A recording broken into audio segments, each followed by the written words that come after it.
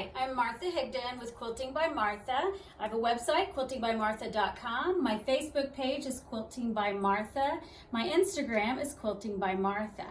Today I'm working on a queen size quilt with a lot of white background area, and I am using rulers. I am using my handy quilter Arc C, as in Charlie, Arc C templates. It comes with I have two templates that are nestled in together. And I keep mine in the package, one, because it reminds me on the back of the package some different designs. So when I have this quilt and I was looking to see which rulers I could use to fill this area, I chose the C because I have a 20-inch block, and then this fit nicely in between the two so that I was able to make two arcs. Before you get used to doing rulers, you have to make sure you have your ruler base on, which I do.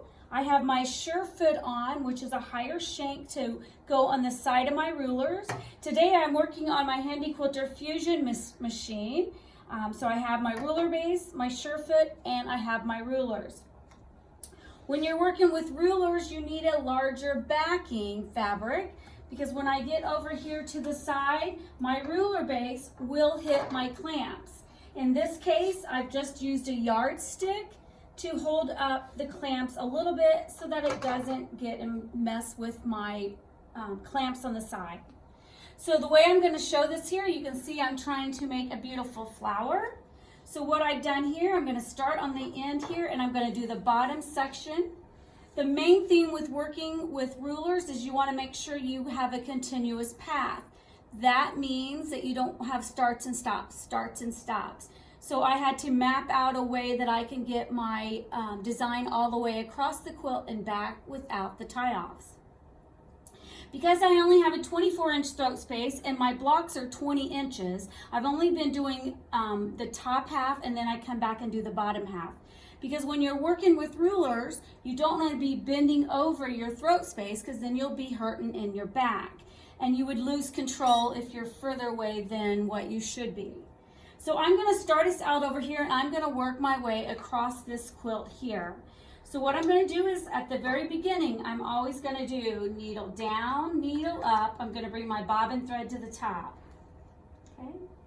The thread that I'm using is an Omni 40 weight top thread, and I'm using a pre-wound white bobbin thread. So I am going to line up on my rulers. I have lines. So what I'm doing is I'm lining up those two lines on the piece line. Remember that my needle is a 1/4 inch away from that ruler. So when I line it up, I have to remember that I'm going to be a 1/4 inch away. So by lining the ruler up here, you can see that I am a 1/4 inch away, so I should hit that line right there. So what I did is I did needle up, needle down. I'll do a few locking stitch. So I'm working on my Fusion. I don't have that handy locking stitch that I have on my new machine, my new Forte. So I'm going to line up my line on the ruler with my piece on the block. And then I am going to hold the ruler down, pushing it into the ruler base. And I'm going to use my dominant hand to turn my machine on. And what I'm doing is I'm pushing down with my non-dominant hand, and I'm pushing in the machine to the ruler to stay on that straight line. So I'll hit start. I go until I feel like I'm losing control. I stop. I stop with my needle in the down position, which I changed in my settings. I'm now going to reposition my hands so that I have secure on my ruler. And then I'm going to double check to make sure that I'm going to come in a 1/4 inch so that I'm right on that point that I did at the top.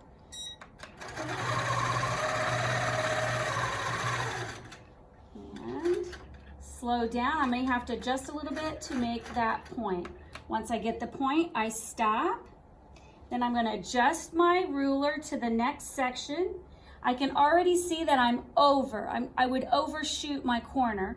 So what I'm going to do is I'm going to come around halfway, then I'm going to adjust my ruler back a little bit so that I actually come in on that point.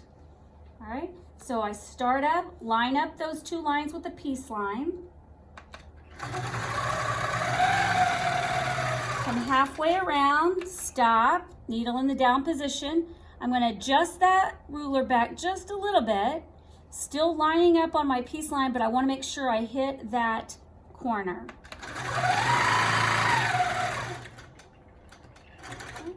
So I come in that corner, and now I'm going to do the down position. So I'm going to line up my two lines with the piecing, holding onto the ruler, pushing down. I can either go to the right or the left. I feel more comfortable going to the right, so I'm going to go to the right.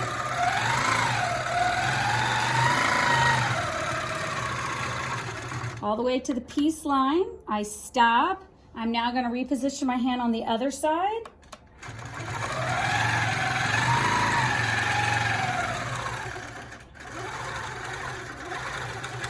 And come into that point. Then I'm going to take the middle section of this ruler and I'm going to do the inside.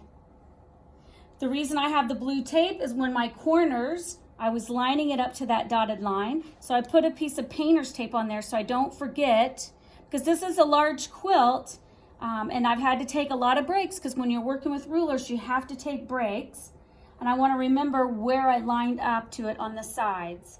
All right, so I did my large with my C1 arc, and now I'm taking the smaller one and I'm nestling it inside, lining up the line.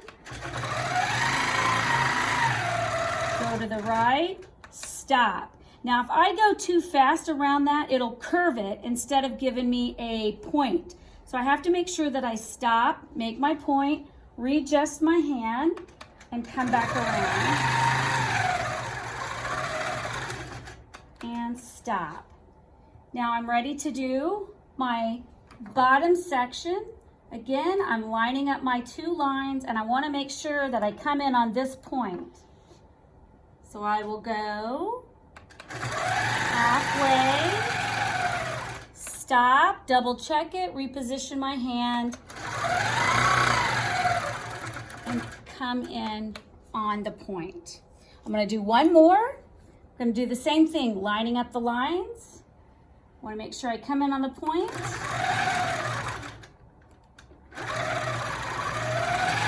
Halfway, needle down, making sure I move it back just a hair.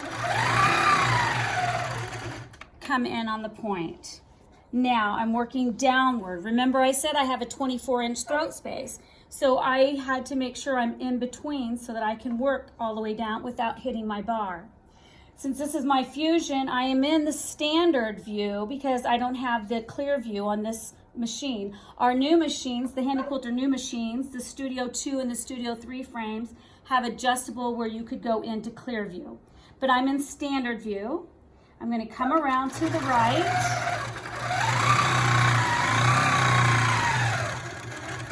And stop, needle down position, reposition my hand.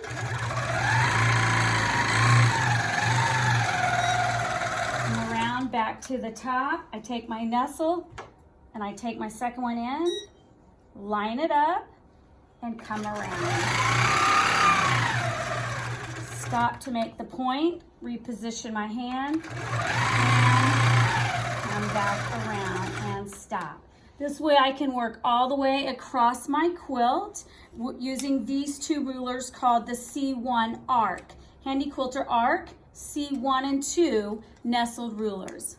I hope this helped, and I hope that you'll be able to use it on one of your quilts. Remember, just have fun with the rulers, create your own designs, and remember, you have to have your ruler base, a surefoot, and a 1/4 inch thick rulers. It's real important that they're a 1/4 inch thick for your machine and for your quilting experience. Look for more videos on my YouTube channel, Martha Higdon, and like and subscribe. Happy quilting!